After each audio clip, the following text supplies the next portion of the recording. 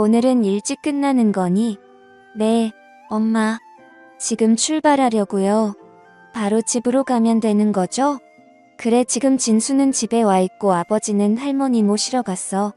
그러니까 바로 집으로 와. 엄마가 아무렇지도 않게 말씀하셨어요. 할머니도 매번 엄마가 힘들어서 어떡해요? 라며 제가 미안한 듯이 말했어요. 힘들긴 뭐가 힘들어. 가족들이 맛있게 먹어줘서 엄마는 좋기만 한데. 그러니까 운전 조심해서 와. 오늘은 엄마가 너 좋아하는 삼계탕 끓여놨다. 알겠어요. 금방 갈게요. 엄마와 통화를 끝낸 뒤 급히 집으로 출발했습니다. 우리가 취업을 한 뒤에도 엄마는 가족들과 함께 식사하는 시간을 중요하게 생각하셨어요. 그랬기에 일주일에 한두 번은 꼭 가족들과 식사를 함께 했습니다. 그렇게 주차되어 있던 차에 올라타고 집으로 출발했는데 그동안 참 많은 일들이 있었구나 하는 생각과 함께 사람 인생 참 모르는 일이라는 생각이 듭니다. 그러니까 제 인생은 고등학교 1학년 때 다시 시작되었다고 해도 과언이 아니었습니다. 제가 엄마 아빠 그리고 진수를 만나기 전까지 제 가족이라고는 우리 할머니가 없었어요. 우리 부모님은 아주 오래전에 이혼을 했다고 하는데 아빠만 몇 번 얼굴을 비추다가는 어느 순간부터는 아예 찾아오지도 않았거든요. 그렇게 할머니와 저는 둘이 살아가야 했습니다. 생각해보세요. 할머니 혼자 어린 손주를 키워야 했으니 얼마나 힘이 드셨겠어요. 할머니는 집에서 많이 떨어진 곳으로 농사일을 다니셨어요. 그곳에서 일당제로 돈을 받았는데 우리는 그 돈으로 둘이 먹고 살았어요. 집에서 꽤 떨어진 곳이라 할머니는 새벽부터 일어나서 나가셨고 할머니가 나가시기 전에 밥상을 차려놓고 나가시면 저는 홀로 일어나서 밥을 먹고 학교에 가곤 했어요. 그런 생활은 꽤 오랫동안 계속되었는데 초등학교 때까지는 큰 문제가 없었어요. 그런데 중학교에 올라가면서 사춘기가 왔고 할머니와 다투는 일도 많아졌습니다. 할머니께 못된 말도 참 많이 했었고 지금 생각해보면 아주 못된 행동이란 행동은 다 했던 것 같아요. 그렇게 고등학교에 올라갔는데 제 반항은 더욱 심해져만 갔기에 할머니는 하루하루 눈물 바람피셨어요. 주원아, 우리 착한 주원이가 어쩌다 이리 됐니? 제발 할미 말 좀 들어라. 그래도 공부는 해야 할 거 아니냐. 할머니께서 저를 끌어안고 허구한 날 눈물만 흘렸습니다. 하지만 그때 당시 저는 그런 할머니의 모습이 다 귀찮기만 했었기에 내 인생이니까 상관하지 마. 그리고 공부해서 뭐해, 집에 돈이 없는데 공부 잘해봤자 대학은 무슨 돈으로 갈 거냐고, 그러니까 상관하지 마. 그렇게 할머니께 대들기 일주였습니다. 그래도 공부는 해야 할 거 아니야. 우선 공부하다 보면 무슨 방법이 생기겠지. 내가 그동안 널 어떻게 키웠는데 네가 이럴 수가 있어. 할머니가 제게 매달리다시피 했어요. 됐다고 나한테 다시는 공부 얘기하지도 마. 돈도 없으면서 자꾸 공부하라고 난리야. 난 고등학교 졸업하고 바로 취업할 테니까 그런 줄 알아. 사실 고등학교도 다니고 싶지 않아. 근데 억지로 다니는 거니까 제발 그냥 좀 내버려둬. 라고 하고 밖으로 뛰쳐나가 버렸어요. 그런 저를 부르며 할머니가 눈물을 흘렸지만 저는 상관조차 하지 않았습니다. 그렇게 저는 하루하루 그냥 막 살았던 것 같아요. 나쁜 친구들과 어울려 다니면서 다툼이 일어난 적도 많았기에 경찰서도 수시로 들락날락했어요. 그 바람에 할머니까지 경찰서에 그리고 학교에도 수시로 불려다녔고 학교 선생님들이 저를 바라보는 눈빛도 사각히 그지없었습니다. 당연했겠죠. 계속 문제를 일으키는 학생을 좋아할 선생님은 많지 않았으니까요. 그러던 중 정말 큰일이 일어났어요. 그러니까 그게 고등학교 1학년 때 일이었는데요.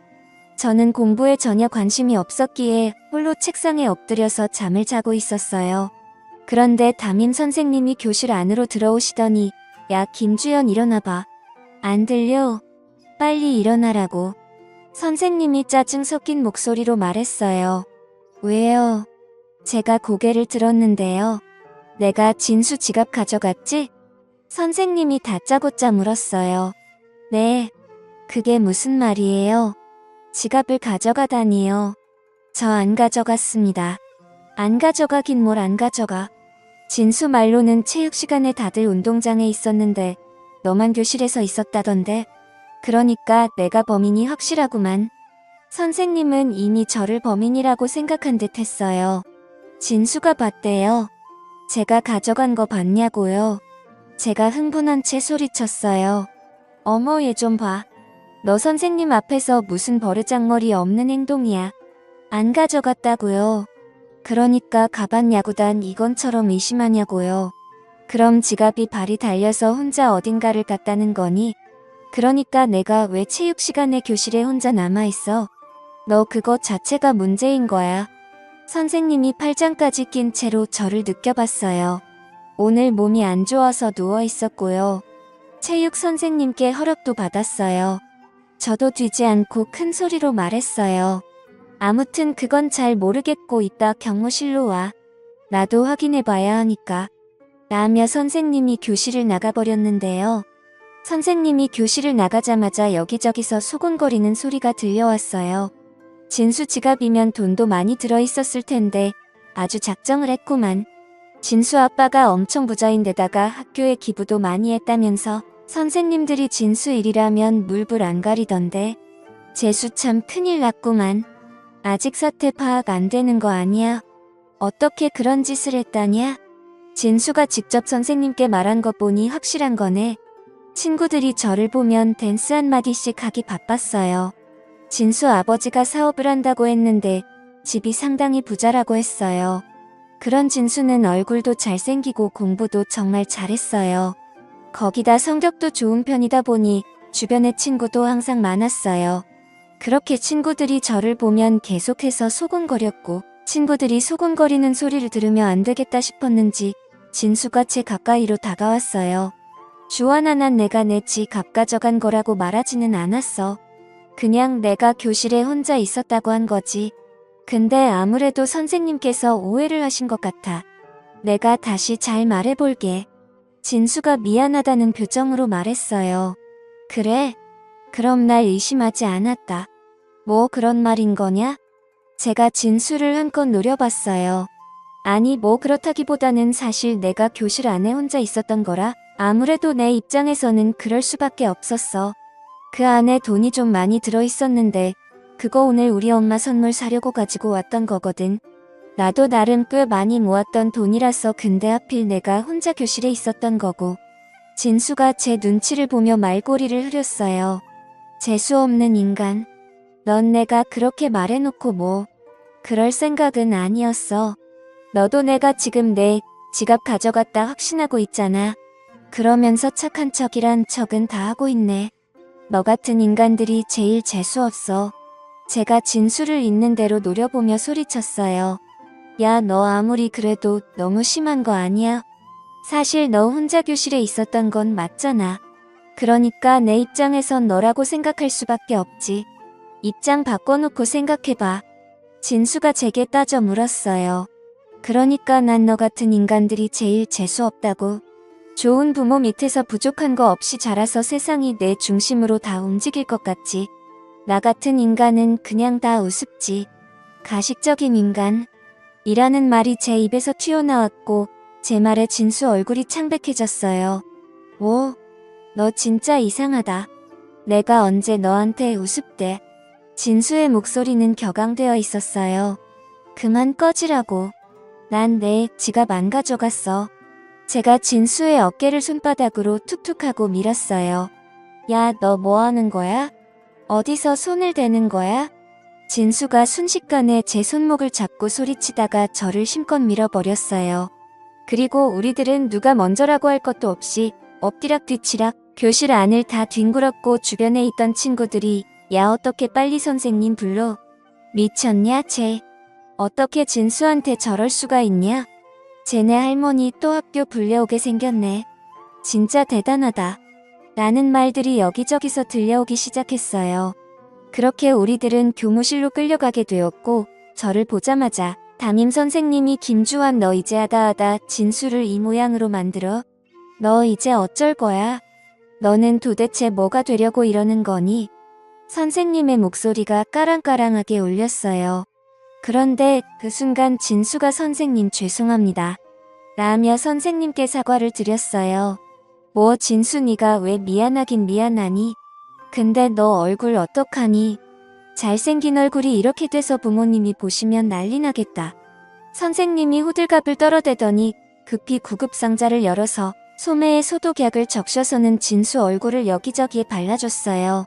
빨리 병원 가야 하는 거 아니니? 선생님의 손이 진수 얼굴을 따라 분작에 움직였어요. 하지만 선생님은 제게는 아무런 관심도 없었는데요. 제가 아프단 말던 관심 하나 있었겠습니까? 그렇게 잠시 후에 진수 아버지가 교무실로 들어오는 게 보였어요. 어머 아버님 이런 일로 오시라고 해서 정말 죄송합니다. 아까 전화로 말씀드린 것처럼 주원이라는 친구랑 다툼이 조금 있었습니다. 선생님이 안절부절 못한 채 진수 아버지에게 설명을 하기 시작했고 선생님의 말을 듣던 진수 아버지가 선생님께 조용히 물었어요. 그래서 지갑을 저 주원이라는 친구가 가져갔다는 말인 거죠? 네, 정황상 그렇게 보여집니다. 그때 교실에서 제 혼자 있었거든요. 선생님이 견눈질로 저를 노려보며 말했어요. 그리고 진수 아버지가 제 앞으로 성큼성큼 다가오셨는데요. 주원이라고 했니? 라고 제게 물었어요. 네, 제가 귀찮은 듯이 대답했어요. 정말 우리 진수 지갑을 가져간 게 맞니? 진수 아버지가 다시 진지한 목소리로 제게 물었는데 그 순간 진수 아버지의 눈빛은 다른 어른들의 눈빛과는 많이 달라 보였어요. 그러니까 항상 저를 바라보던 어른들의 눈빛은 한심하다는 듯한 그런 눈빛이었는데요. 진수 아버지의 눈빛은 단호하고 따뜻해 보였다고나 할까요? 아무튼 저는 순식간에 그 눈빛에 압도당하고 말았습니다. 아니요, 저는 안 가져갔습니다. 제가 진수 아버지의 눈을 뚫어져라 바라봤어요. 그렇게 제 눈을 바라보던 진수 아버지가 다시 진수를 향해 몸을 돌리더니 너 주원이가 가져가는 거 확실히 본 거 맞아? 라고 큰 소리로 물었어요. 아, 그건 아니고 주원이가 혼자 교실에 남아 있었는데 그래서 그걸 선생님께 말씀드렸던 건데 진수가 눈치를 보며 말끝을 뿌렸어요. 오, 그럼 확실하지도 않은데 그랬단 말이야? 내가 널 그렇게 키웠어. 진수 아버지가 실망스럽다는 표정으로 진수를 바라봤어요. 아니, 진수 아버님 진정하세요. 아무리 봐도 주원이가 확실한 것 같아서 진수가 그랬던 것 같습니다. 사실 그동안 주원이 행실도 그렇고 거기다 할머니와 단둘이 살고 있거든요. 그러다 보니까 아무리 봐도 그럴 수밖에 없지 않았나 싶어요. 옆에 있던 담임 선생님이 놀라서 진수 아버지를 말렸어요. 하지만 다음 순간 진수 아버지가 선생님까지 노려보면서 울었습니다. 선생님 주제는 없는 말인지는 모르겠습니다만 모름지기 교육자라면 그리 하시면 안 되는 거 아닙니까? 네. 그게 무슨 말씀이신지? 아니, 그럼 할머니와 둘이 사는 친구들은 다들 그렇다는 말인가요? 그게 학생들을 가르치는 선생님 입에서 나올 말은 아니지 않나요? 진수 아버님 그게 아니고 그동안 주원이 행실이 좀 그래서 그리 말씀드렸던 것뿐입니다. 순간 선생님이 당황한 듯이 말했어요. 증거도 없지 않습니까? 그리고 제가 보기에 주원이는 가져가지 않았습니다. 진수 아버지가 단호한 목소리로 말했어요. 네. 그게 무슨 말씀이세요? 그걸 아버님이 어떻게 아세요? 주원이 눈을 보면 알 수 있어요. 거짓말을 하고 있지 않습니다. 내 말이 맞지? 진수 아버지가 저를 바라봤는데요. 그 순간 저도 모르게 고개를 떨고 말았습니다. 처음으로 저를 믿어준 어른이 아니었을까 하는 생각마저 들었거든요. 그렇게 제가 눈물을 가득 머금은 채 고개를 푹 숙이고 있었는데 교무실 문이 열리면서 우리 할머니께서 잔뜩 겁먹은 표정으로 들어오셨어요. 아이고 선생님 죄송합니다. 제가 일을 하느라 늦게 왔습니다. 정말 죄송합니다. 할머니가 머리까지 조아리며 선생님께 말했는데 농사일을 하다 오시느라 우리 할머니의 차림새가 말이 아니었어요. 거기다 그때가 여름이었던지라 땀 냄새와 이상한 냄새까지 섞여서 뭐라 표현할 수도 없는 그런 상황이었어요. 그리고 그런 할머니의 모습을 보며 선생님은 이미 눈살을 찌푸렸는데요. 뭐야 이게 무슨 냄새야? 라며 코를 틀어막아 버렸어요. 그 순간 제가 얼마나 비참했는지 모른답니다. 하지만 진수 아버지는 달랐습니다. 우리 할머니를 보자마자 한 걸음에 달려가시더니 안녕하세요. 주원 학생 할머님이세요. 알고 보니 우리 진수가 잘못한 건데 괜히 바쁘신 할머니까지 오시게 만들었네요. 정말 죄송합니다. 우리 할머니에게 허리까지 숙이시며 사과했어요. 그 모습에 제 눈에서 눈물이 비오듯이 쏟아내렸답니다. 그날 저는 흐르는 눈물을 주체할 수가 없었는데 그동안 쌓였던 서러움이 한꺼번에 몰려왔던 것 같아요. 자식을 어머니에게 맡기고 연락 한 통 없던 우리 부모에 대한 서러움까지 더해져서 더 그랬던 것 같습니다. 그렇게 교무실 안이 숭늉이기 시작했어요. 담임 선생님의 얼굴이 홍당무처럼 변해 있었으니까요. 다른 선생님들조차 고개만 푹 숙인 채 아무 말도 못하고 있었어요. 할머니임 별일 아니니깐 걱정 안 하셔도 됩니다. 우리 아들이 잘못 알고 주원 학생한테 그랬던 것 같습니다. 주원 학생 치료비는 제가 부담하도록 하겠습니다. 정말 죄송합니다. 진수 아버지가 우리 할머니께 다시 사과를 했고, 아이고 아닙니다. 그리고 정말 감사합니다. 우리 할머니가 떨리는 목소리로 말을 했어요. 그런데 그 순간 진수 아버지가 우리 할머니 손을 꼭 붙들면서 많이 놀라셨죠. 저도 아들 키우다 보니 하루하루 편할 날이 없네요. 아들들이 원래 말썽도 많이 피우고 그런답니다. 그러니까 너무 걱정하지 마세요. 주원이도 잘 자랄 겁니다. 주원이 눈빛이 보통 눈빛이 아니거든요. 그러고는 진수 아버지가 큰 소리로 웃었는데 그 웃음소리 때문이었을까요? 갑자기 제 마음이 안정이 되면서 따뜻해지는 것이 느껴졌어요. 그렇게 우리 할머니는 돌아가셨고 진수 아버지가 다닌 선생님을 보며 저 선생님 수업도 다 끝나가는데 제가 지금 애들 데리고 나가봐도 되겠습니까? 우선 병원부터 가봐야겠네요. 라고 말했어요. 네, 알겠습니다. 그쯤에서 선생님은 고개를 숙이고 있었기에 조용한 목소리로 말했어요. 아 참 그리고 선생님 제가 마지막으로 부탁 하나만 해도 될까요? 네. 아 네 무슨 부탁이신데요? 저 적어도 학교에서 많은 학생들이 차별받지 않았으면 좋겠네요. 진수 얼굴에 약 발려주셨으면 주원이한테도 그렇게 해주셨어야죠. 선생님들이 올바른 가치관을 가지고 계셔야 대한민국의 미래가 밝지 않겠습니까? 부디 모든 아이들을 따뜻하게 보듬어 주세요. 부탁드리겠습니다. 진수 아버지가 간절한 눈빛으로 선생님을 바라봤어요. 아, 네, 잘 알겠습니다. 죄송합니다. 선생님이 잔뜩 긴장한 채 말했어요. 그 뒤 진수 아버지는 저와 진수를 데리고 교무실에 나왔어요. 니들 괜찮은 거지? 우리 가서 밥이나 먹자. 원래 남자들은 그러면서 친해지는 거야. 그리고 진수와 저를 보며 활짝 웃었어요. 그리고 우리들을 데리고 꽤 좋은 식당으로 들어갔는데 그동안 살면서 그런 식당은 처음이었던 것 같습니다. 정말 이리애리한 그런 식당이었거든요. 그곳에서 처음으로 스테이크라는 것을 먹게 되었는데 어떻게 먹어야 할지 모르겠더라고요. 그래서 제가 어리둥절한테 앉아 있었는데요. 내가 이 스테이크를 언제 처음 먹어본 줄 아니? 진수 아버지가 조용히 물었어요.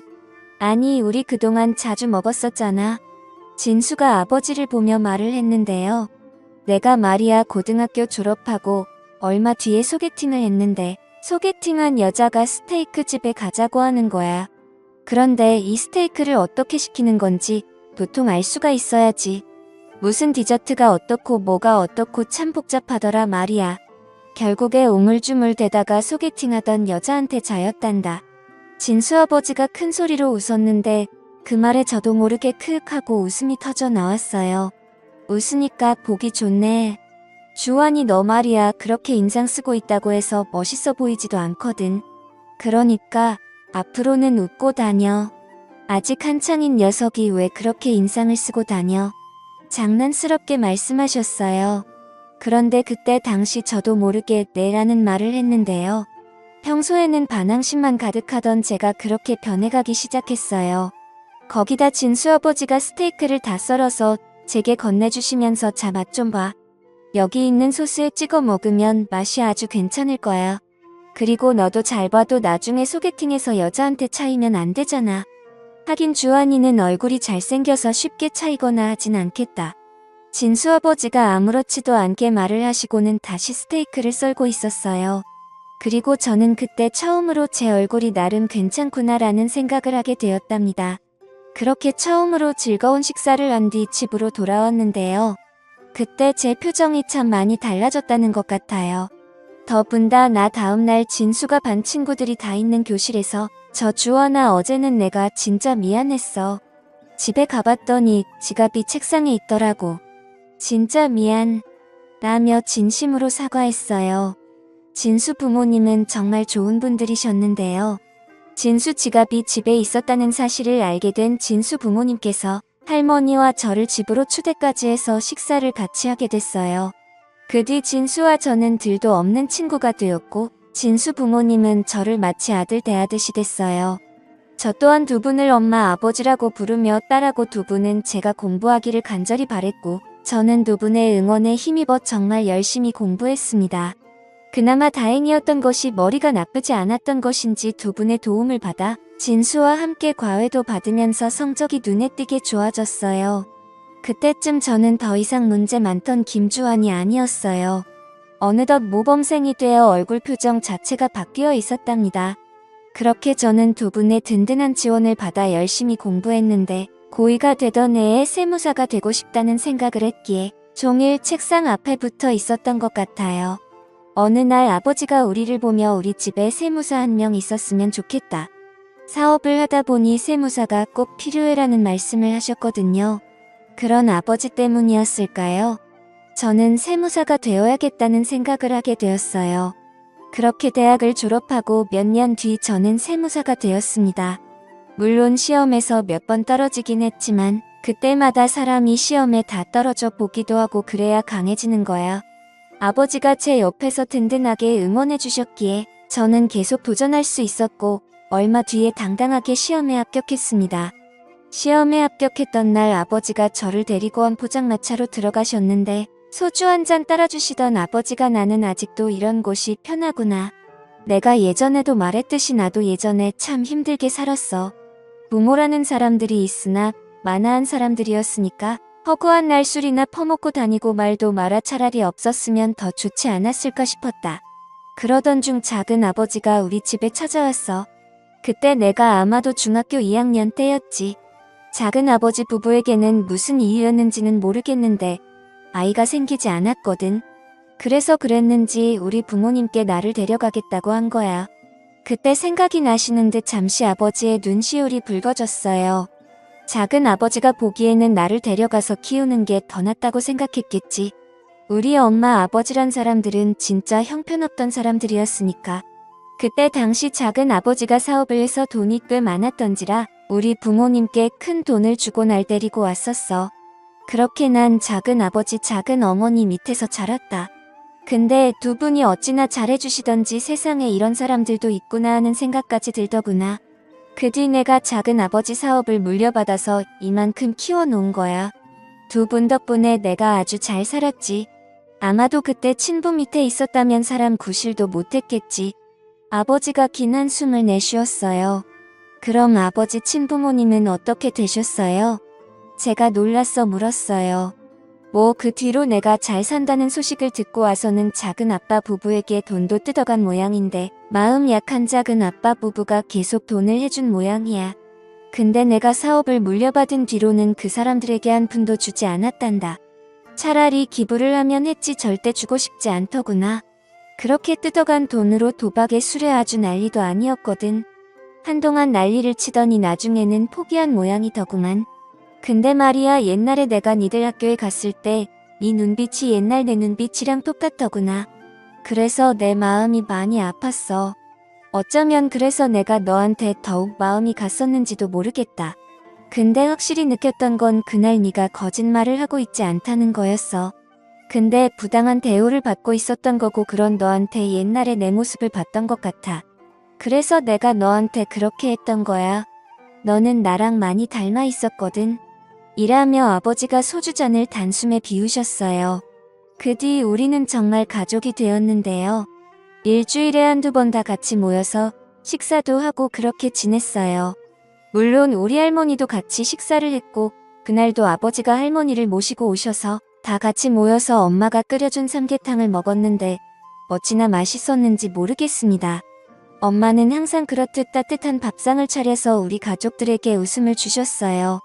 그리고 평생 고생만 하신 우리 할머니도 요즘은 조금이나마 편하게 살고 계신답니다. 비록 피를 나누지는 않았지만 우리는 완벽한 가족이랍니다. 앞으로도 우리 가족이 행복하게 오래오래 같이 살았으면 좋겠네요. 감사합니다.